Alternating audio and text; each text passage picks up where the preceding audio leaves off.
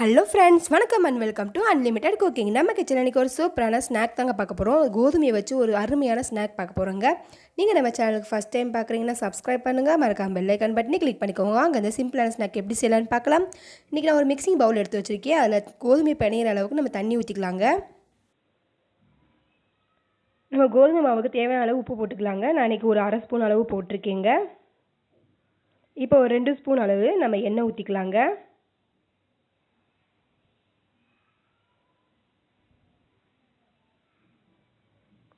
இப்போ நான் 1 கப் அளவு மாவு போட்டிருக்கேங்க. இப்போ இன்னொரு கப் மாவும் போட்டுக்கோங்க.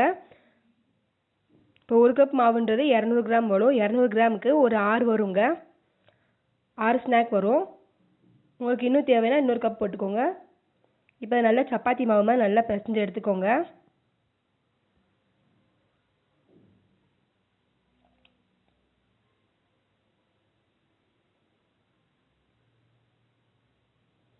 கொஞ்சம் தண்ணி பத்தலைன்னா தண்ணி ஊற்றி நல்லா பிசைஞ்சுக்கோங்க.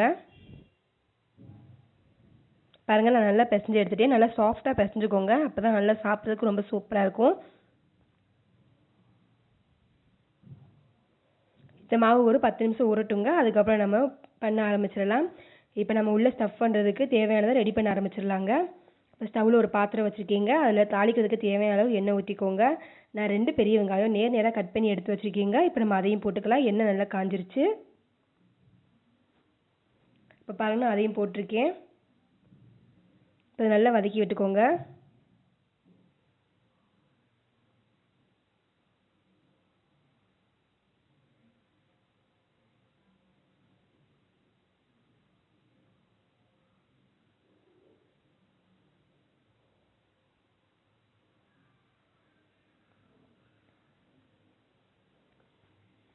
பாருங்கள், வெங்காயம் இந்த மாதிரி நல்லா வதக்கியாச்சு. இப்போ நான் ஒரு 2 தக்காளி பொடி பொடியாக கட் பண்ணி எடுத்து வச்சுருக்கேன். இப்போ நம்ம அதையும் போட்டுக்கலாங்க.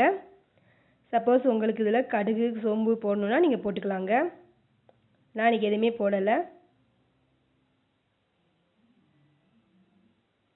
இப்போ தக்காளி கொஞ்சம் நல்லா வதக்கிக்கலாங்க. இப்போ நான் 1 ஸ்பூன் அளவு இஞ்சி பூண்டு விழுது சேர்த்துருக்கேங்க.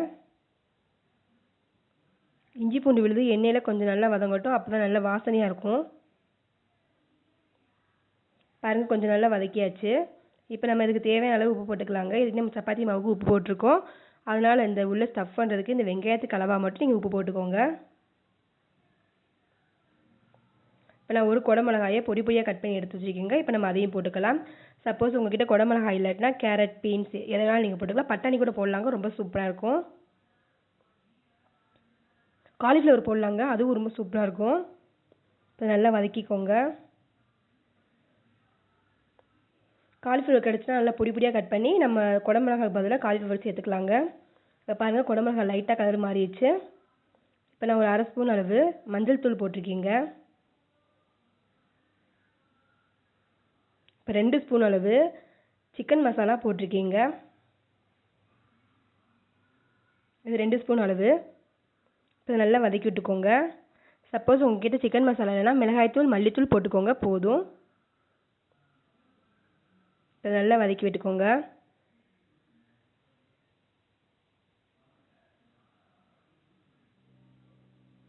இப்போ நல்லா காரசாரமான வெங்காயம் ரெடி ஆயிடுச்சு.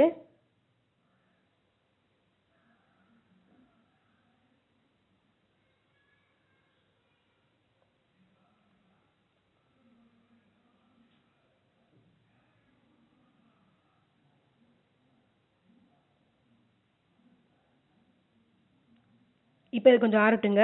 நம்ம மாவு தேய்க்க ஆரம்பிச்சிடலாங்க. இப்போ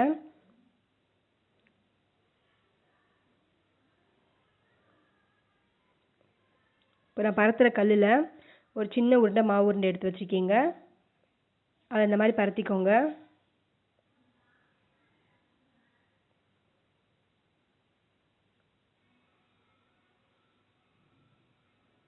இப்போ லைட்டாக எண்ணெய் தடவிக்கோங்க.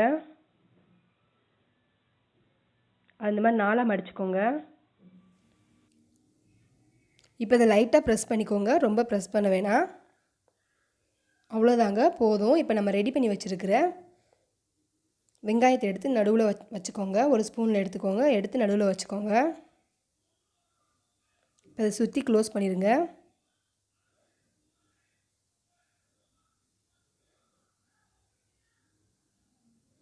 பாருங்கள் இந்த மாதிரி க்ளோஸ் பண்ணிக்கோங்க. இப்போ பின்னாடி பக்கத்தில் நல்லா ப்ரெஸ் பண்ணிவிட்டு இப்போ இப்படி பண்ணிக்கோங்க.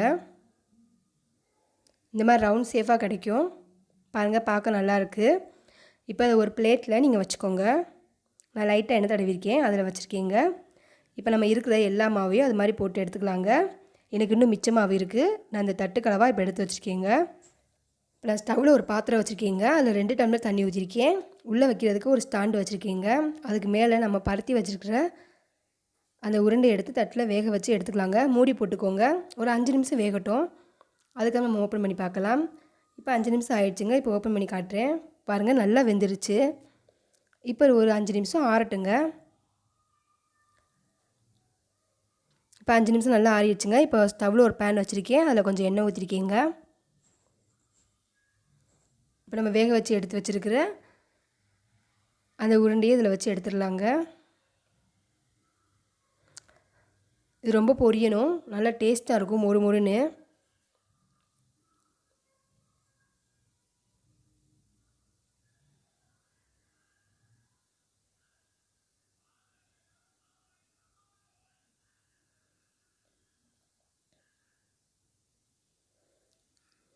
இது எண்ணெயும் குடிக்காதுங்க. ஏன்னா நம்ம ஏற்கனவே வேக வச்சதுனால எண்ணெய் அவ்வளோவா குடிக்காதுங்க. இது அப்படியே சாப்பிட்னா கூட சாப்பிட்லாம், பொரியாமல். பொரிச்சா இன்னும் கொஞ்சம் டேஸ்ட் இருக்கும். இப்போ நல்லா பெரட்டி வச்சுட்டிங்க. பாருங்கள் நல்லா ப்ரௌன் கலரில் ஆயிடுச்சு. 2 பக்கமும் நல்லா வெந்துருச்சுங்க. இப்போ நம்ம ஒரு பிளேட்டில் எடுத்து வச்சிடலாம்.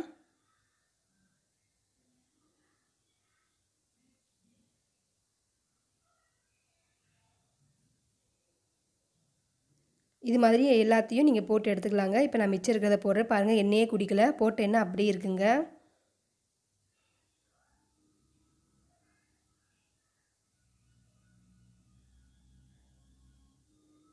இப்போ இது எல்லாத்தையும் இந்த மாதிரி போட்டு எடுத்துக்கோங்க. ரொம்ப சூப்பரான, பசங்களுக்கு ரொம்ப பிடிச்ச ஸ்நாக்குங்க அது. நீங்கள் காலைல பிரேக்ஃபாஸ்ட்டாக கூட இதை யூஸ் பண்ணலாங்க. ரொம்ப சூப்பராக இருக்கும். நீங்களும் வீட்டில் ட்ரை பண்ணி பாருங்கள். பிடிச்சிருந்தால் லைக் பண்ணுங்கள், கமெண்ட் பண்ணுங்கள். மறக்காமல் நம்ம சேனலை சப்ஸ்கிரைப் பண்ணுங்கள். பக்கத்தில் இருக்க பெல் ஐக்கான் பட்டனை கிளிக் பண்ணிக்கோங்க. அப்போ தான் நான் போடுற வீடியோ உடனே அப்டேட் ஆகும். தேங்க்யூ.